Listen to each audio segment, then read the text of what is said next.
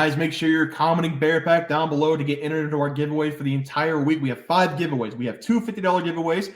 We have a World Series replica ring. We have a mini helmet giveaway, and we have a bobblehead giveaway. All of those will be on Friday night. It's our live show, 7 p.m. We're going to put everybody's name on the wheel. We're going to spin it 5 times. We're going to give those gifts away for one of you here on YouTube. So make sure you guys are commenting Bear Pack, and make sure you guys join us for our live show, 7 p.m. tonight when you guys are watching this for our live show. All right, let's get into the video. All right, guys, let's get into some NCAA football picks and props for Friday, October 20th slate of games. Take a look at that leaderboard. Trey, start us off. Yeah, at the moment, I am 0 for 0, but I did give out James Madison here to score over their team total in this game. And so far, not so good, but we still got a lot of time left. They've only scored 3 points at halftime. It has been kind of a slow, drag-them-out game. But if there's any team that can score 3+ touchdowns in a half, it's James Madison. Absolutely. Seth? Yeah, I took James Madison minus 3.5. Like Trey said, their offense has gotten off a little slow, but their defense is doing what their defense does, and they're being pretty stifling in this game. So I still like James Madison's chances in this game. Yeah, and I have JMU minus 2.5, and I also took the over 48.5. So many mistakes from JMU on the offensive side of the ball. They had a really bad pick. They should be up in this game 17-0. The defense is flying around. So I would expect JMU to win this game by a couple touchdowns in the second half.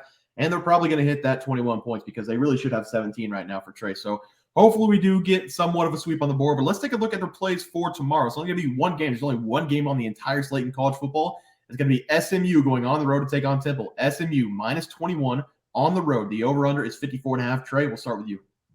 Yeah, this game's going to be an interesting one to watch. Both teams are on opposite ends of the AAC conference standings. SMU, they come this game with a 4-2 record and are 3-3 ATS. Their 2 losses were against Big 12 opponents in Oklahoma and TCU. And SMU, they lost both those games by 17 points. But in their wins, they have looked very impressive. And winning those 4 games by an average of 33 points, their offense has looked really impressive this season. And Temple, on the other hand, they come this game with a 2-5 record and are 1-6 ATS. Their lone cover was against the FCS team, and their lone win besides that was against Akron by 3 points. And in their 5 losses, they're losing those games by an average of 26 points. I honestly do think this game comes down to if Temple's quarterback, E.J. Warner, is going to play in this game.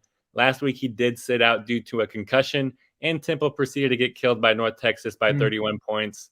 And SMU, they are significantly better than North Texas here. But I do expect Warner to play in this game. So that is what is going to be making me go with Temple here. I'm going to buy a half point. I'm going to take Temple here, plus 21.5. I don't think that they're going to lose this game by 3 touchdowns. They looked as bad as they could possibly look last week. And I think they got that all out of their system.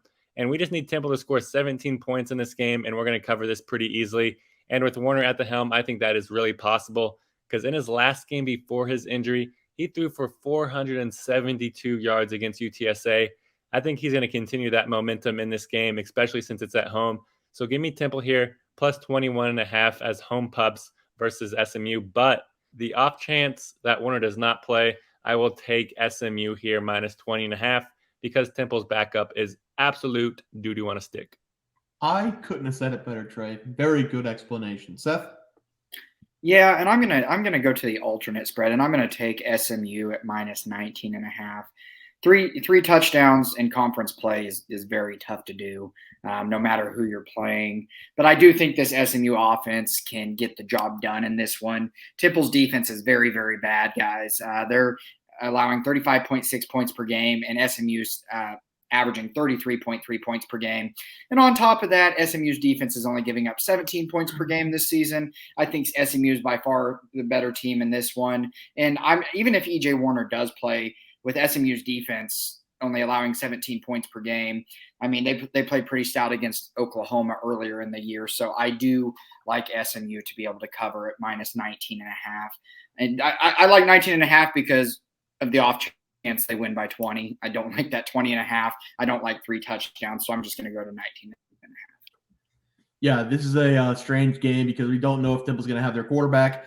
The line is indicating that he's not going to play, but he didn't play last week, and I think he's going to be ready this week. He went into concussion protocol. Basically, this is a recap of everything Trey said. He went into a concussion protocol 2 weeks ago, didn't practice. Then he practiced on Wednesday, so that's a really good sign. Temple's quarterback is E.J. Warner, the son of Kurt Warner. And when he's on the field, they have a chance to win. If he's not on the field, they're going to get blown out in this game. The backup quarterback, Quincy Patterson, went up against North Texas last week. He played the entire game. He threw for 105 yards on 30 attempts, having 3 picks.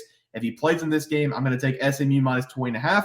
If EJ plays, I'm going to take Temple with the points because I'm assuming if it comes out EJ is going to play, that line's going to move down all the way to 17 or 17.5. So you have to keep your head on a swivel for this game. I'm also going to be tweeting out if this EJ Warner plays or not on Twitter. So hopefully you guys follow us on Twitter. But for right now, I'm not going to take a side. I'm going to wait and see what happens with EJ, and then I'm going to make a play. So minus 20.5 for SMU if he doesn't play. Temple with the points if he does play as my plays for tomorrow. Guys, let's go over to the player props. Trey, starts off. Yeah, and they can follow us at Bears Profit on Twitter. But I did give out Cam Fancher to go over 221.5 passing yards against James Madison. So far, he has not eclipsed 100 yet, and it is at halftime. But I have complete confidence in him to turn it up here against the Fighting Dukes. Seth? Yeah, and I took Elijah Surratt to go over 57.5 receiving yards. He currently only has 2 receptions for 10 yards, but like we said, James Madison has gotten off to a little slow start, and Trey mentioned this. If any team can put up points in a hurry, it's going to be James Madison, so there's still a chance with this second half that Elijah Surratt could hit this over. Yeah, and for my play, I had Kalen Black to go over 80.5 rushing yards for JMU going up against Marshall. He currently has 40 at the half.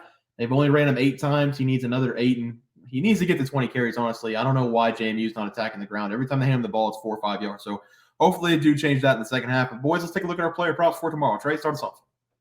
Yeah, and I'm going to be attacking one of the Temple wide receivers here. Give me Ahmad Anderson Jr. to go over 33.5 receiving yards against SMU. I really love this over for Anderson in this game.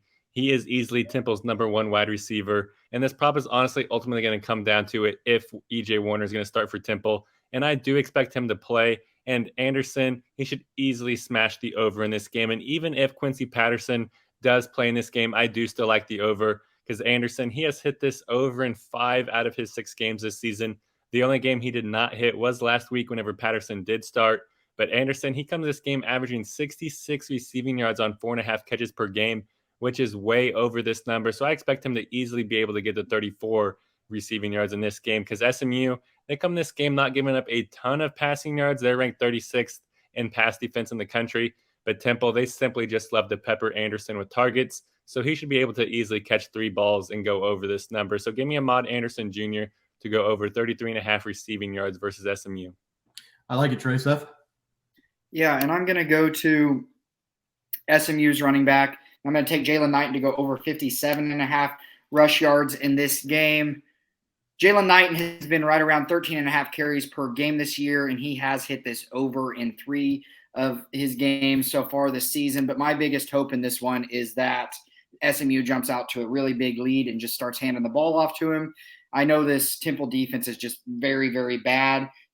And I know SMU throws a ton, but with Jaylan Knighton, SMU puts up so many points that he's eventually going to get touches. I don't know if they'll hand the ball off to him a lot because there's games that he doesn't. So as Bear says, sometimes this is a risky play just because we do not know the sheer volume of the touches he's going to get.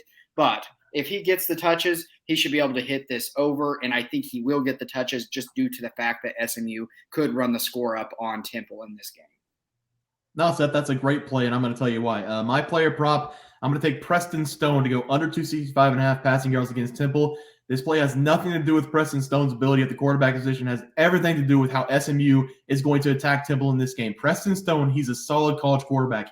He has nearly 1,500 yards and 14 touchdowns on the season, having 250-plus yards in 4 of his 6 games played so far.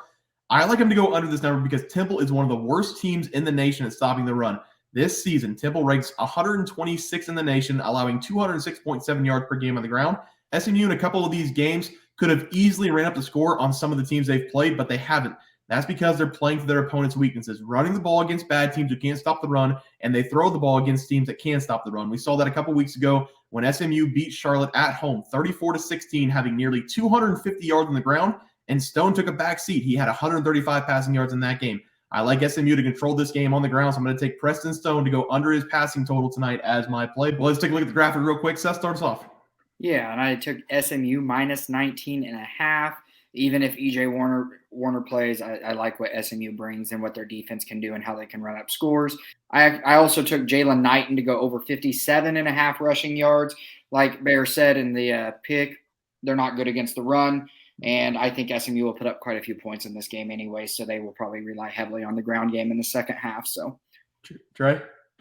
Yeah, you can basically copy and paste what Bear put and paste it on mine. And because I like Temple here, plus 21.5 versus SMU as my primary play. But if EJ Warner is a surprise out, I do love SMU here, minus 20.5. And I love Ahmad Anderson Jr. here, regardless, over 33.5 receiving yards versus SMU. The number's just way too low. He's the number one guy, and he averages almost triple this. Yeah, I'm going SMU minus 20.5. If no Warner, if he does play, Temple with the points. And then Preston Stone under 265.5. It's going down already, so you guys better jump on it when you see this video to go under 265.5 passing yards in that game. But guys, it's going to do it for NCAA football plays for Friday, October 20th slate of games. If you guys enjoy the content, please sure drop a like in this video and subscribe to the channel below. We'll see you guys next video, and thanks for watching. We had multiple questions this morning about how to become a member for the YouTube channel. Let's do that really quick tutorial. You're going to go to youtube.com. You're going to go to Bears Profit Plays. You're going to search it in. You're going to hit our thing. There's a join button right just to the right of subscribe. You're going to click that. There's two options. You have the Bear Pack for $4.99. That gives you access to YouTube member plays. And then you have the Bear Pack Gold for $7.99 a month. That gives you access to our member plays on YouTube. And it gives you a 1-month membership to our website, bearsprofitplays.com. So if you get the Bear Pack Gold, you save yourself $2 a month, a little bit cheaper if you want to do that. But that is the tutorial for anybody that needed it. We had multiple questions today through email about how to do it, and it wasn't working. But if you want to know, there it is right there.